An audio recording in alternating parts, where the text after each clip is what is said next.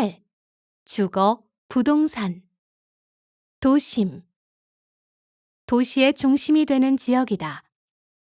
도청, 시청, 회사, 은행, 식당, 상점 등이 모여 있고 교통이 편리하다. 역세권, 지하철역, 기차역 등이 가까운 지역이다. 대중교통을 이용하기 편하고 주변에 식당, 상점, 병원 등의 편의시설도 많다. 보통 역에서 500m 이내의 거리일 경우 역세권이라고 부른다. 생활권, 출퇴근, 등하교, 쇼핑, 여가활동 등의 일상생활을 주로 하는 지역이다. 새로운 지하철 노선이 생기는 등 대중교통이 좋아지면 생활권이 넓어지기도 한다.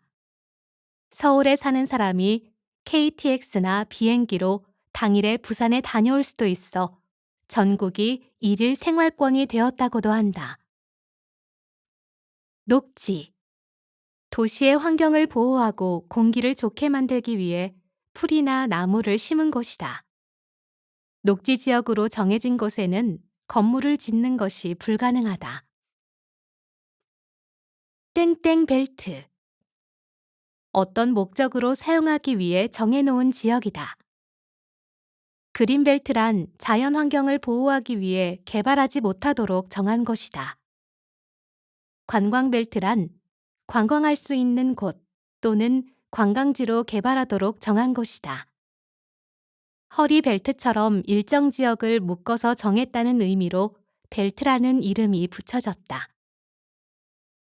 공공주택, 나라나 지방자치단체의 예산으로 지은 집이다.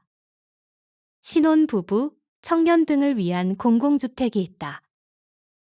임대를 목적으로 하는 공공임대주택, 분양을 목적으로 하는 공공분양주택이 있다. 재개발, 시설이 오래되고 낡은 지역을 개발하는 것이다. 건물뿐만 아니라 도로, 수도시설 등 지역의 시설도 함께 개발한다.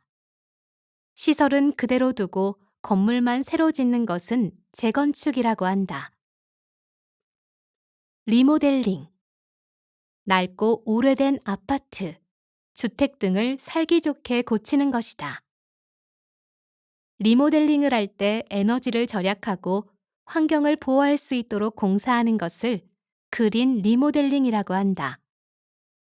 국가 온실가스 감소 등을 목표로 정부가 추진하는 한국판 뉴딜 10대 대표 과제 중 하나가 그린 리모델링이다.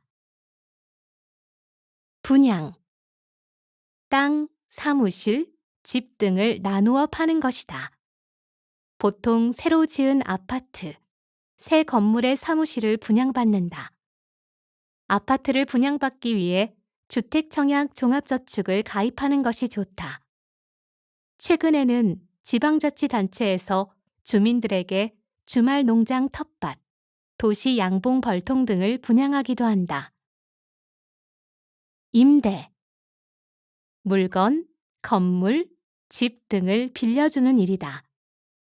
빌려주는 사람을 임대인, 빌리는 사람을 임차인이라고 한다. 임차인, 임대인의 권리와 의무를 정해놓은 법을 임대차 보호법이라고 한다. 상가 건물 임대차 보호법, 주택임대차 보호법 등이 있다. 뉴타운, 나라나 지방자치단체가 계획하고 재개발해서 새로 만드는 마을이다. 지역 이름에 뉴타운을 붙여서 재개발 지역이라는 것을 주민에게 알린다. 은평 뉴타운, 기름 뉴타운 등이 있다.